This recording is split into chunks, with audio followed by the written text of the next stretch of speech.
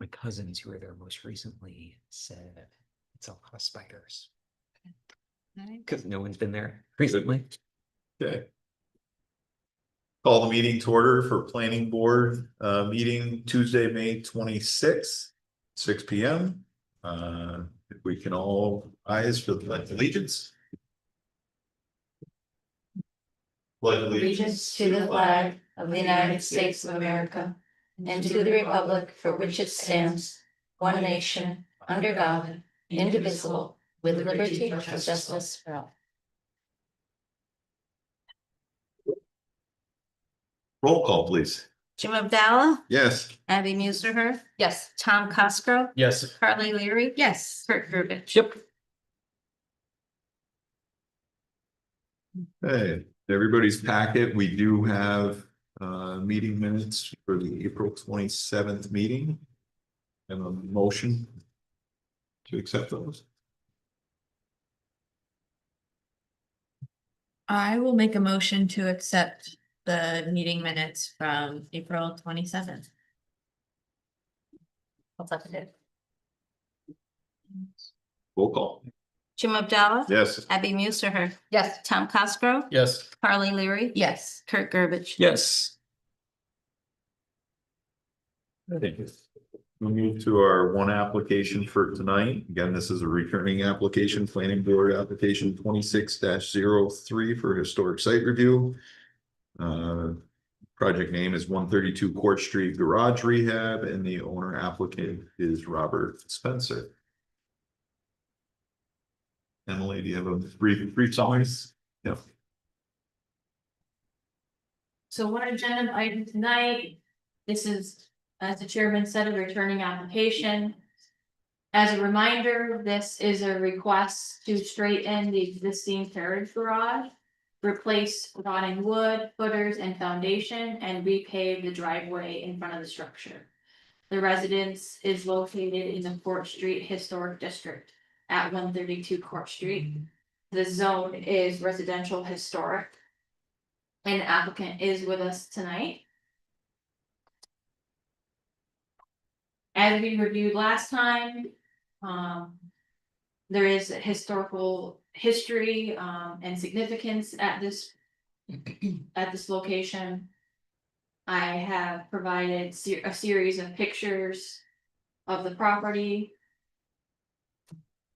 These are applicant provided photos.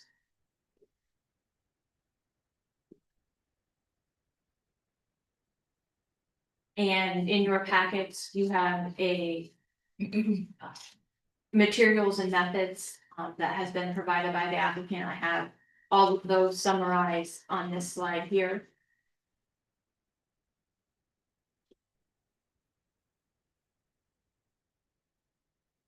Last time we reviewed seeker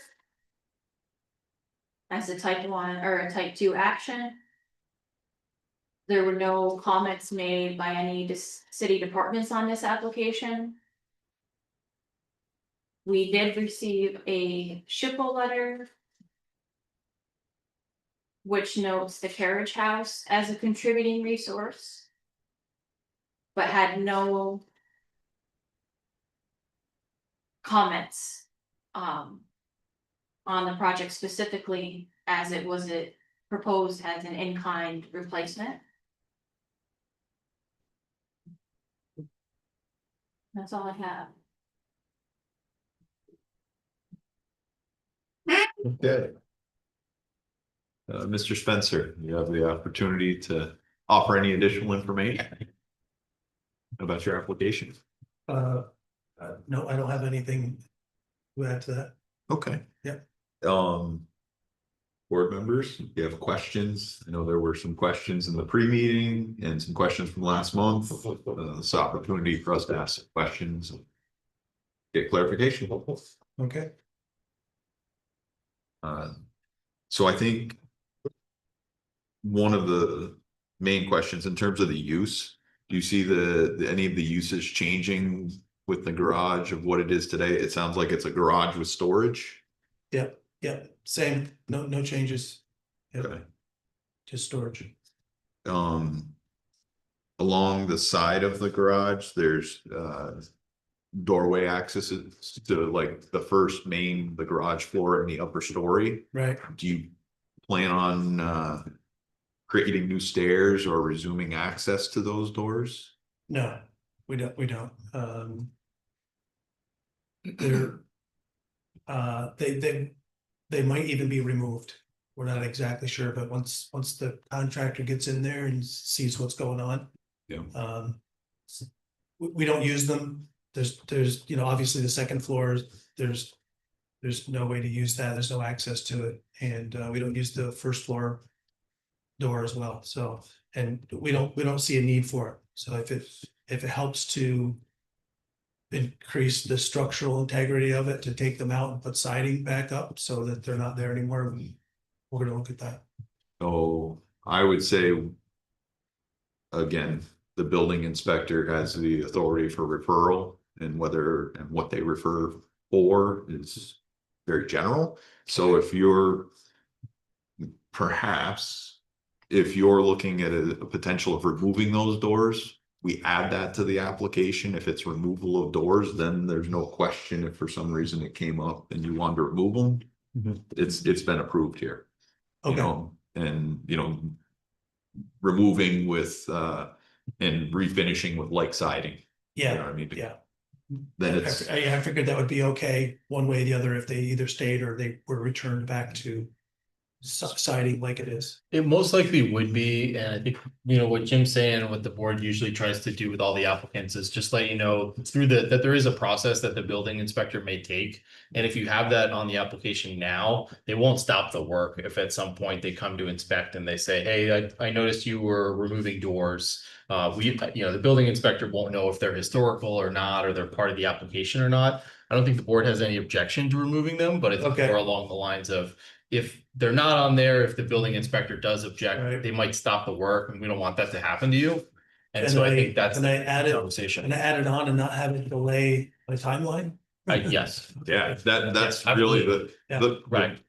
I would say the goal for us is to capture anything that maybe isn't Mhm. clear in the application, so that when you go get your building permit, there is no, Right, that you're not gonna get referred back to us because it's not Right. covered.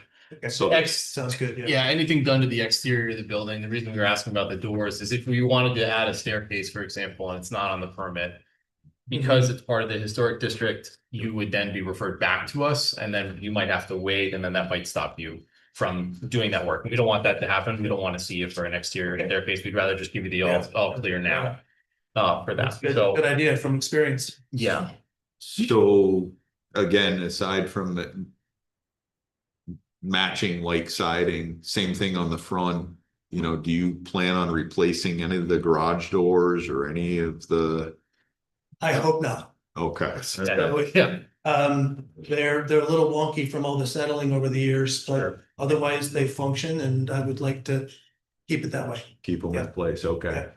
How about the roof gutters? Those,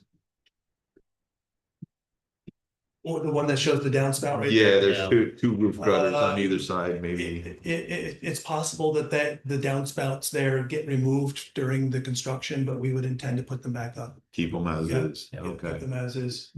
They're vinyl, they're. Okay. Anything that's easily replaced if they don't make it. Yeah. Yeah. Okay, so, But yeah, yeah, you can see how, like, we would like to maintain those to keep the ice off of the front. Yep. Understandable. Is there any question about adding any kind of plumbing to this building? Not for me, no, No. there's no intent to add any kind of plumbing or drains or anything like that. Okay, Yep, we're not gonna add any new electricity. and this has, Whatever the service that's there, we're just gonna keep that. Well, can I ask a question about, this isn't like really planning board, but I was just like gonna recommend to you that thinking about people are moving towards electric vehicles for your tenants, if you're doing all of this work and you're already jacking it up and looking at all of that stuff, if you looked at the electrical to see what they could handle for EV chargers for your residents. But Right, again, that's not like a planning board recommendation. That's just, I wanted to throw that out there while you're doing the work to think about. Yeah, not this time. but Yeah. Yeah. Yeah, Is the electrical service that's on this building solely for this building? yes, Okay, yeah. That is its own separate meter. its own separate meter. Yeah. Okay, and that'd be all keeping as is, you're not Yeah. moving it or Yeah, anything. there shouldn't don't be any reason to disturb that. Okay. Yeah. So there's no consideration of ever having a accessory dwelling unit, like if an apartment up there. No. Not by us, no, we have no plans for that. Okay. Think that generally covers the list unless. Yeah, the board only member other has- clarifying question I had was in the.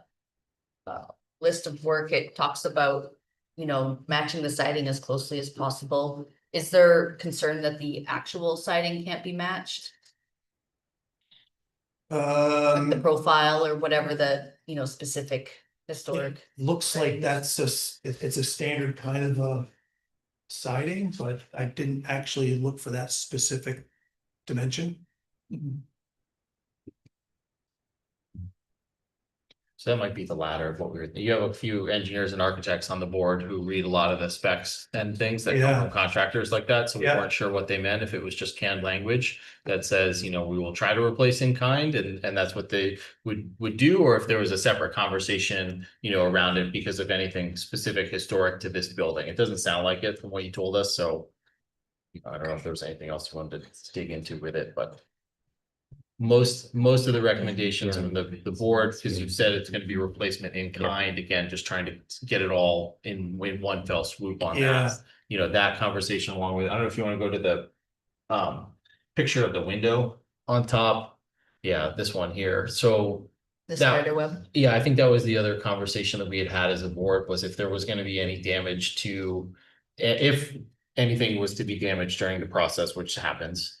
Yeah. That, I think that, half circle window and the wood ornamentation up at the top was, I think, maybe a pointed discussion for the board to make sure that that was preserved as the type of renovation was like an in-kind, Mhm, with materials and in-kind, products there, so.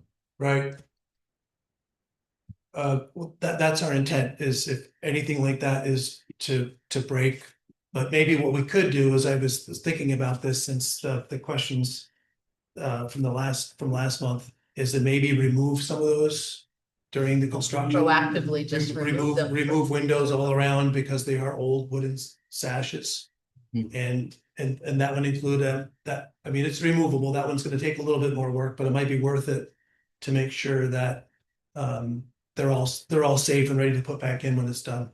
With Probably a good minimal idea. adjustment. A lot of the, Yeah, yeah, because there's nothing else in there that we really have to worry about, and it's nothing that, it's not freezing anymore. yeah, Maybe the only thing we might do is during the construction is maybe just put up some kind of a light plywood or something like that over the openings, just to keep animals out. yeah. But And animals have been finding their way in under Sure. over the years. The so cricket that's one of the tracks. Yeah, Big reasons why we have to do this, is to Yeah. stop them from getting in there. yeah. Okay, yeah, great. And I'm curious about the cement floor that's coming out. Yeah, And I'm just curious, it looks pretty beat up and things have been stored in there. I'm curious if you know, or what will happen if there are any hazardous materials that have leaked into that brake fluid or a gas can or something. oh. I know of nothing, Okay. yeah. And that material is going It's- to the landfill? It's broken up, but there's just like shelves in there and stuff like that, that Okay. any kind of fluids were kept. But, I mean, at least from us, we didn't really keep many fluids out there because we don't heat it in the winter time. Yeah. And oftentimes with certain types of chemicals or liquids or gels, whatever, once they freeze, you can't really use them anymore. Yeah. Yeah. I can't say what happened years ago, but Yeah. I don't know of anything. Okay. Do you plan on doing anything else with the exterior site, repaving, restriping, that kind of thing? I think the only thing we plan on doing is, it's, you can't really tell so much in this picture, but the blacktop is kind of raised up a little bit too high. Yeah. And it's over some of the woods, so, we're gonna try to put the building back about the same level where it is, but wherever it makes sense, we might take a little blacktop down. I Okay. think that was kind of the thing we were looking at. Or if the building ends up being a couple inches higher, it would be less of an adjustment to make. But Okay. really it's a little bit high right there.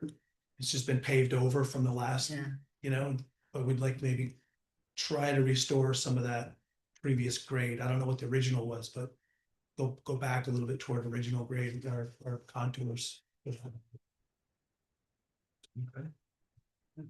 So in terms of removing the doors, I mean, we don't have any documentation, what would have been historic or not, these could have been added, and not be, is that something that SHPO should have an opinion on, or?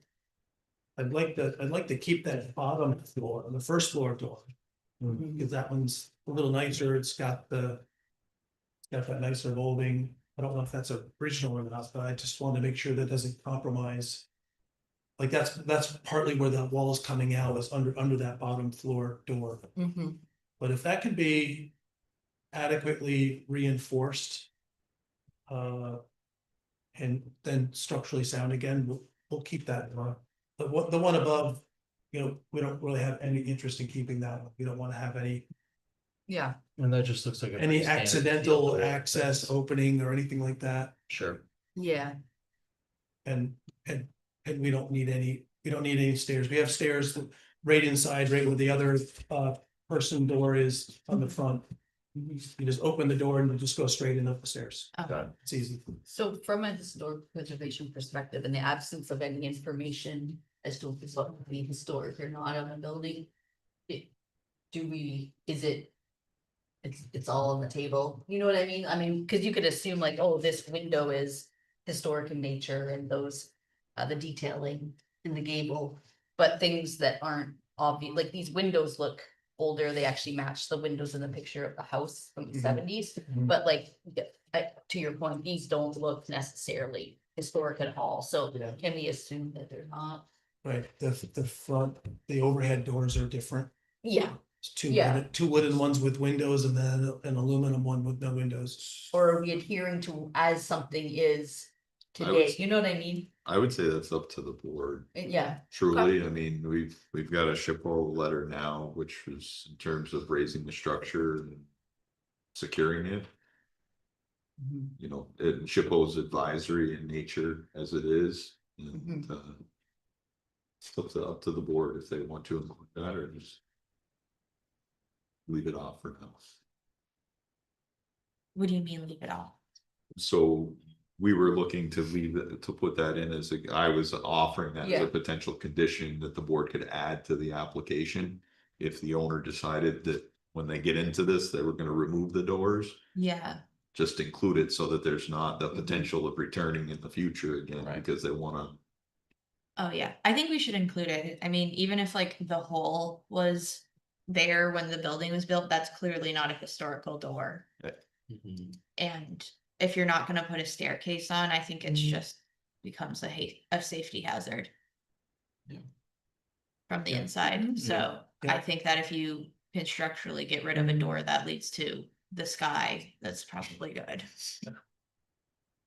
I hear what you're saying though, Abby. I think Yeah. you're talking process of this of like, we're gonna make a decision on this. Does it have to go back to SHPO or any other advisory board for that? So, well, and they wouldn't necessarily have any documentation, so right. where do you, I don't know. I mean, I'm talking personal opinion now, it Exactly, is, self- it's, yeah, and I have to agree with Jim. I think on this case that I think this is a decision that the board could make. I think if there were more, I don't know, aesthetic concerns in line with the project, I might have a different answer, but since this is a side door on an accessory structure, I guess I'm less concerned with the historic nature of it than if it was, say the ornamentation on the front of it, for example. Or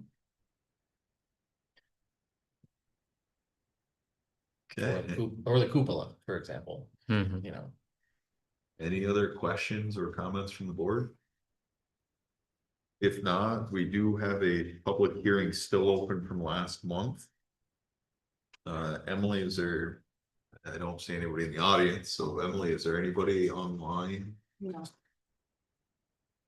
Okay, then I would move to close the public hearing for the application. And then we do have a proposed resolution 26-03B for consideration of approval of the application. Again, whoever adopts the motion, a couple conditions or potential conditions, if you want to add those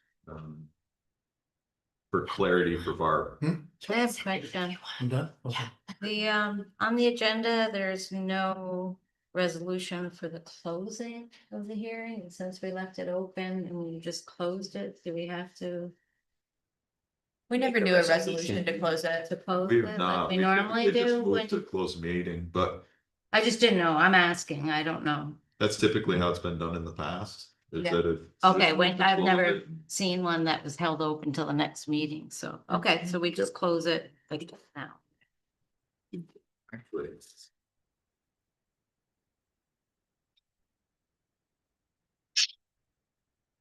Do we include the public hearing staying open in resolution?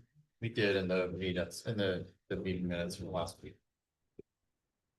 Yes, I adjusted the resolution A and B to reflect that we opened the public hearing last meeting. It's still open and we're closing it tonight. Okay, so can I have a motion to close the public hearing? I'll make a motion to close the public hearing. Good, Second it. roll call. Jim Montel. Yes. Abby Musser. Yes. Tom Cosgrove. Yes. Carly Leary. Yes. Kurt Garbage. Yeah. Thank you, Barb. Thank you. Okay, now to proposed resolution 26-03B. Do I have a motion?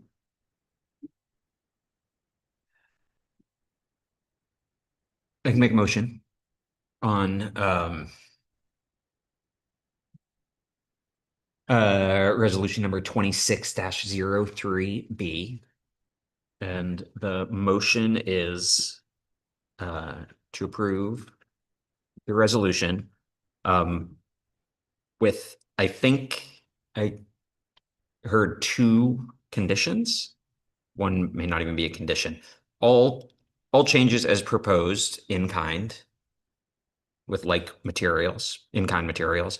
And if there is damage during the process or the decision to remove the second floor exterior door or other minor modifications, that those changes continue in kind. Did I miss anything? I don't think so. That sounds good. Do I have a second? I'll second that. Roll call? Jim Abdallah. Yes. Abby Musser. Yes. Tom Cosgrove. Yes. Carly Leary. Yes. Kurt Garbage. Yes. Thank you, Mr. Spencer. Thank you. Yeah. I have a question. Yes. So if I want to add to maybe remove that second floor door, what's the procedure of the board says? Is that thing? We captured it Yeah. You use that or, in the conditions, okay, yeah, I don't want to do an update. with myself. I think we captured that in the doors. Yeah. And we captured it in our condition, but in getting a building permit, That's, yeah, anything moving forward yeah. would be coordinated through the buildings department in your building application. So when you fill out the building permit application, you'd want to add that to it. So right now you have that you're straightening the existing carriage garage, replacing rotting wood, footers and foundation, repave the driveway, potential to remove exterior doors if structurally. if structure, necessary. yeah, right. Yeah. So it'd just be added to that scope of work when you fill out the building permit, so that way it's on there, and you have board approval. I'll also be reaching out to them tomorrow, and telling them this information. Okay, thank you. Yeah. I don't think we had any other business tonight, so I have something, Oh, I have a question. okay. So Tom had shared with the planning board a couple of months ago, an article. Just last month? I think so. But I sat on for 2 months. Oh, maybe. An article from the Pioneer Press. From Press Republican probably. Press Republican from like 1981. It was like from archives, it was about the Pittston Bulk Petroleum Storage Facility that was on Route 9. Not technically on the base, but across from Dollar General, that area where the Memorial Park is going. There was like 1,000-gallon bulk petroleum leak and a tanker was loading the thing. So there was a vapor cloud, this is the conditions, and the fire department came and sprayed all their foam on it to prevent an explosion. So when we did that evaluation, I don't recall what our secret determination was, but we did have that information at the time that there could be PFAS on that entire site. So I did some reading and looked up like historic information as best I could, and I found a report from 2015 from a consultant out of Texas that did the evaluation of the potential PFAS contamination sites in the city and base area. And there were about 11, and they obtained them from interviews with the fire chiefs of the time and looking through archives, newspapers, etc.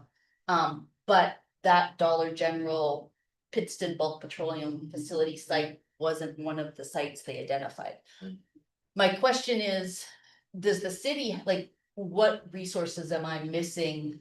Other than this report from 2015 I found on like the DEC website, is there more updated information with more sites on it that evidently there are that have maybe at the time the newspaper wasn't scanned in, so like that information, unless you go to the actual archives, it wasn't available. So is there a newer site or resource that we have to look up what might be PFAS contaminated sites in the city to inform our decisions in terms of the seeker evaluations? And then is there a more updated report from than the 2015 one? Hmm. Cause I feel like that might have been a miss, you know, like. Yeah. There's probably PFAS in that dirt. Yeah. The only thing, that comes to mind is the county is doing a Brownsfield investigation. And we provided them, multiple sites in the city that we knew, or thought we knew had various contaminations. Mhm. That one was not on the list. Other than that, I can't say without doing some more research on it. There was some resource that we were looking at the time of approval for that one, and it was maybe archaeological. Yeah, well, so the DEC only, has, And it was like from the base. or the Department of Health or Mhm. something has like their Superfund stuff. Okay. And some of that is the base, but this isn't technically on the On the base. base, cause it's just off, yeah, It's just off. right. But not all sites that are in the 2015 report, which I was gonna email out to everyone and. Just so we all saw, cause it's like the airfield, Yeah. there was a fire at this other place in the city that the fire department came to and helped out and spray Yeah. foam, you know, so it's just all those. Historic records, but yeah, it seems incomplete unless there's more complete Yeah. information that we should be. I need to look at you for this one, as the environmental sciences guy on the board. I'll get a student on it. Okay. I'll email Yeah. the board the report I found from 2015 from this Yeah. consultant. Cause I feel like really it's just been the last 10 years that this has been an emerging Yeah. topic, sort of- you know, this. Yes, yeah. Wasn't a Forever- contaminant forever- 20 years forever ago. Chemicals, Yeah. yeah. I'm pretty sure that, Yeah. within our Dollar General file, we requested their phase 1 and phase 2 for that site, Okay. which. I don't know what it said, but that would be the potential identification of it as a concern. But my experience with the base, About all that. That's when we talked about the site. my experience with the base in general is every site. On and adjacent is suspect and Yeah. you test. Yeah. You know, like typically it'll show up You in. think they did test? It'll show up, like I know other projects, it'll show up in the phase 1 in the report for the site and phase 1 will identify potential testing. So as- PFAS would have been in like the required soil sample, because I'm not familiar with this either, so I'm just asking, but it's like, because they were over an acre, right, of disturbance, so. We thought that that was gonna require potentially additional soil testing as a result of that. Maybe. It would typically on a private transaction like that, it would Mhm. fall down to the transaction. You know, like you're gonna get a phase one environmental completed because Mm. Because the. the purchaser is gonna be So do we buying. have the environmental reports from the, I'm pretty sure we requested that as part of our application review. I was not Pretty here. sure- I don't remember. I'm pretty sure we did. If you 'cause have. I'm curious, you know. Yeah. I'll ask for it, I mean, It's interesting. I don't know if it's possible to get that information just to review the next time we all get together. I don't know that we can do anything about it at this point, No, if there is a. I'm What would we phase have one. done about it before? I don't know, I don't I know. don't know either. Like if they test it and they find it, what are they gonna do? But They you- would- Well, then they have to remediate it. Potentially. You would have asked for a plan during construction Yeah, to protect workers on site. You know, Yeah. at least that it's in place. Yeah. Because they're on public water, it's probably not something that would rise beyond construction, right. at least But under. like current then the dirt they standards. take out of there isn't clean fill, right? Like, Right. you know, Might have to go someplace else, yeah. yeah, it can't just like go into the neighbor's backyard for the kids to grow a garden, like. Can't go to the Plattsburgh landfill. It's gotta go somewhere else. We don't have a land. Clinton County. Interesting. I think that the person from that consulting firm in Texas that did the work lives in town, and we could find out more about how that was done. And it didn't have anything to do with the Dollar General work. Is it just the Dollar General site? That was the only one that, yeah. That, That's but fine. actually in that article, it said like, this is the second gas leak in 2 weeks, and it was like a bad season that fall in 1981, and so there might have been another. I don't know if it's. I guess this I'm is the asking house is like Claire and Carl's and all those houses around it, like it's I just. I don't know the Yeah. vicinity of the vapor cloud Yeah, that they would have sprayed. But you can, But the Pretty sure like those areas, and those were the areas of jet, or jet fuel. Storage and delivery. yeah, the whole, Yeah. yeah, I looked it up, I filmed aerial photos and you can see like all the tanks. I had no idea that was a bulk petroleum storage. Chesterfield is going through a brownfield right now, remediation for a jet fuel storage that served the base. So you could talk to, his name is Greg, I could hook you up with him. He's working on this right now in Chesterfield.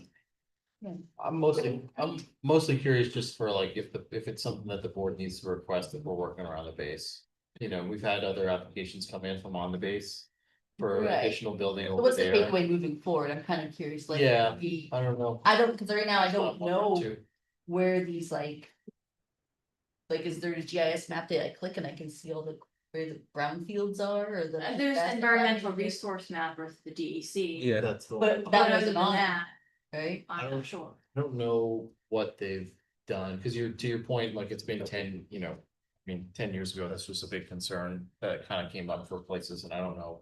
How much, reporting has been done on them, but a lot of it has been around the air bases because of the firefighting fall. I would say within our secret review, there is an environmental map or printout that comes with the form. Right. You know what I mean, that's That's provided. what I was thinking. Number one, number two, if there's questions to the site application wise, yes, request from the applicant. Whatever necessarily environmental documents, you feel are I feel necessary. like, to but maybe the complete DEC secret. environmental map isn't complete. Oh, that's not included on there. Yeah. Right, How would they know?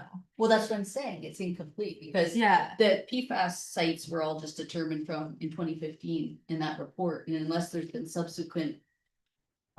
Interviews and research, like Tom just came across an article that identified another site that was never documented.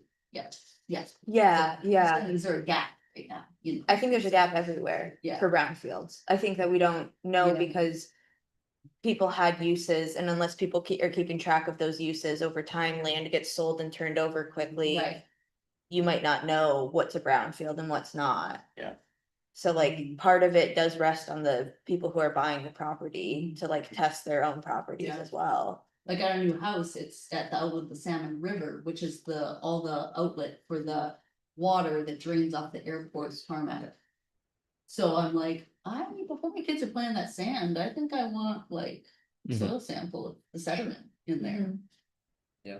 Sorry, we're getting on. I'm just thinking. Yeah, I think Yeah. we can chat more about this, but I think we should close the meeting. Yeah. Yeah, yeah. Hey, we got that on the record too. So Emily, if you can check the application for the Dollar General based on the requested information. Thank Yeah. you. Thank you. And maybe we can do it next month. Okay, But I do have a resolution to make.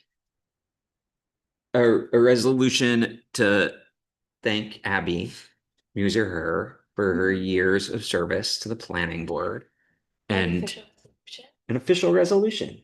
And bringing her architectural knowledge and expertise in service to the city. And yeah, I guess that's the end of it. It's short and sweet. I'll second that. Okay. Can we third something? I'll third it. If you All wanna in favor? all in Do it all favor? in favor. Hi. Thank you. Abby, you close the meeting, then I'll tell her about this other thing. Okay, motion to close the meeting. I'll make a motion, close the meeting. All in favor? Hi. Aye. Thank you. Have you ever used the DEC info